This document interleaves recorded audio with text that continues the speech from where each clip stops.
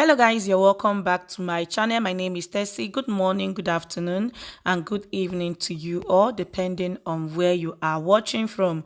Hope you all are doing well, and thank you so much for stopping by. Yeah, IPOB lawyer Barrister Ifeanyi Ejiofor has dragged the Nigerian police and army to international body over the assassination attempt on his life.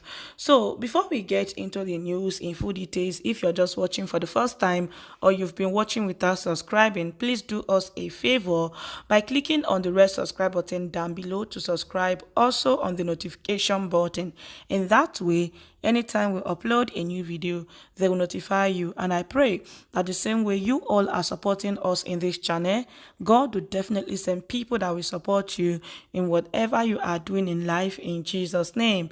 Amen. This news here reads, Barrister Ejiofor drags Nigeria Army Police to international body over assassination attempt on his life. An attorney for the indigenous people of Biafra, IPOB, Mr. Ifeanyi Ejiofor, has called for the intervention of the British government over the assassination attempt on his life and the invasion of his ancestral home at Orifite in the Egusigo local government area of Anambra State by Nigerian security agents. In a letter dated June 10, 2021, addressed to the High Commissioner, British High Commission, and obtained by Sahara reporters, the lawyer asked the British government to prevail on the Nigerian government to set up an independent investigative panel to probe the killing of his personal assistant, Samuel Okoro, and an assassination attempt on his life on June 6, 2021. Ifeanyi Ejiofor questioned how he was singled out for assassination despite the peace initiatives and solutions he had offered for lasting peace to reign in the southeastern region of the country. Ejiofor narrated how the team of the agent killed his personal assistant, Samuel Okoro, put his body in the boot of his Toyota Camry car, and went away with the car and Okoro's body. He said the security operatives came with about 15 vans and buses. The letter reads in part, "It is even more worrisome since the date there has been no statement from any of the said security agencies taking responsibility for the murderous invasion and or operation and or giving any explanation for same.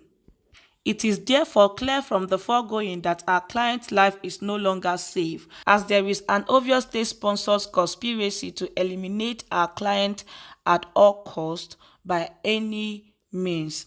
We call on the British government to prevail on the federal government of Nigeria to set up an independent investigative panel to investigate the recent incident that occurred at our client's ancestral home in Orifite, Egusigo local government area of Anambra State on the 6th day of June 2021 and the first invasion that occurred on the 2nd day of December 2019. We also call on the British government to prevail on the federal government of Nigeria and her security agent to desist from further attempt on our client's life. We further call on the British government to intervene in the circumstance and afford our client all necessary protection available." These people sometimes, they do amuse me, like calling on the same people that are trying to eliminate you to set up investigative panel that will investigate how they are trying to kill you or what. I don't understand. Anyways, let's move on. It says, "We finally crave the indulgence of the British government for a proactive oversight and intervention in the light of this obvious travesty of justice and to prevail on the Nigerian government to desist from a further attempt on our client's life." He queried the rationale and motive of those behind the attack, saying Sheikh Ahmed Gumi, who was advocating for bandits, was being protected by security agents of the Nigerian state. All right, my people, and that is it for you all from the Legal Council of the Indigenous People of Biafra, calling on the British government to intervene over the assassination attempt on his life. Now, let me quickly say this. The earlier we realize that this British government is part of the problems we are facing in Nigeria, the better for every one of us. Now, it's not as if maybe they are not seeing everything happening in Nigeria.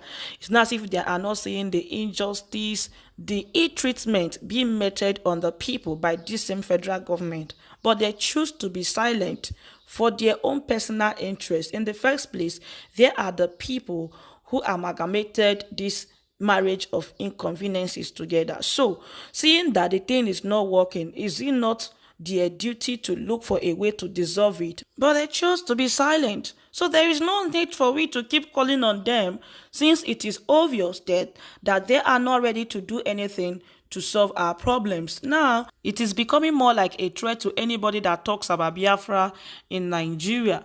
Once you start talking about Biafra in Nigeria, your life has automatically been in danger. Now, this same power and energy the Nigerian government are using to fight the IPOB, if they channel it in fighting terrorist group in the north, if they are using it to fight Boko Haram, if they are using it to fight all this insurgency that we are talking about, then we will have a victory note. But they have decided to use all their energy, all their strength to fight the IPOB, and the Nigerian state is failing by day. Terrorists are taking over the country while the Nigerian government are fighting innocent groups. It is only in Nigeria that someone will spend many years in school just to study a particular profession. At the end of the day, you will be afraid to practice it because you don't want anybody to eliminate you. So, if you know that you will not allow lawyers to do their job, you will not allow journalists to do their job, then what is the need? There is no need of anybody going to school to study law or any of these things again, because the government has taken over. The justice system in Nigeria is just quack. The journalism system destroyed. You only say what they want you to say. You report what they want you to report. So what's the need? Now they killed his personal assistant and threatening his life. For what exactly? Seriously, my people, the thing has gone from bad to worst. Like the stage where we are now, if there is any other worse word to use than that, we can freely use it. You cannot speak your mind, you cannot protest, you cannot criticize the government in a democracy. You don't finish now. It is finished. The Nigerian state is destroyed. There is nothing. You don't get anything at all will remain. The only voice where we still get, they've taken it. That is what they are fighting tirelessly to take away from us. And once that is done, it is finished. All right, my people, and that is it for you all. I'm just going to leave you all to share your thoughts with me on the comment section concerning this news. And here there is this video that I want to share with you guys. A fellow YouTuber reached out to me concerning this story, and I'm supposed to share this story like 2 days ago, but I actually forgot that she sent me this video. So the girl you are seeing in this video, I'm going to let you guys watch the video so that you can hear from her yourself. She's suffering from a sickness called scoliosis, and she actually explained what that means on this video. If you watch it, you hear it from her. And right now she really needs serious help to go for a surgery. Please let us help. I'm sharing this story because of the person that reached out to me. Her name is Esther Modella. She also has a YouTube channel. I will put it here. You can also check her out. This is her cousin sister, and please, let's not watch her to die. Let's support her in any way we can. I'm going to leave you guys to watch the video now, and please reach out to her. And we'll also leave her contact information and everything. Reach out to her and support her in any way you know you can, and God will bless you as you do so in Jesus' name. Amen. Good afternoon. My name is Aridamlola Victoria. I'm 21 years of age. I'm a student of Lagos State University, LASU.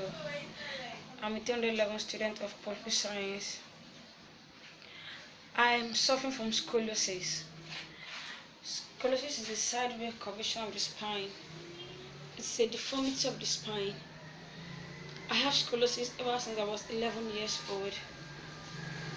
And I was not financially buoyant enough to take care of the scoliosis. My cough is 65 degrees. and I don't have money to treat myself. I was admitted to the Lutz teaching hospital in Diaraba. That was where I was confirmed that I have to go for a surgery to get a better treatment. And I don't have money for my treatment. That is why I've come out to voice out to the world to assist me in any way they can. I'll be very happy. The pain is so much. The pain, the agony is too much for me to bear. You can see my back. You can see.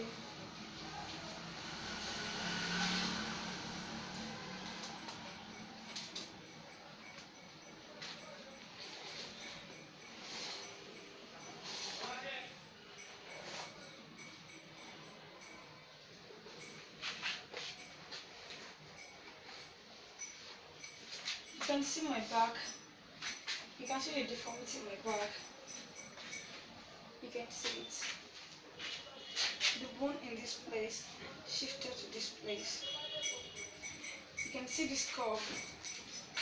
I wasn't born this way.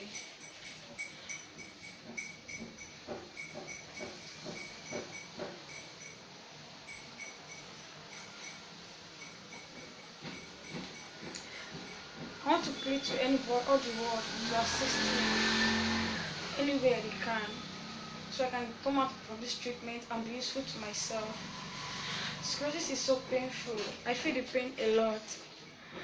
Thank you very much. I'll be hoping for a favorable response from the world. Thank you.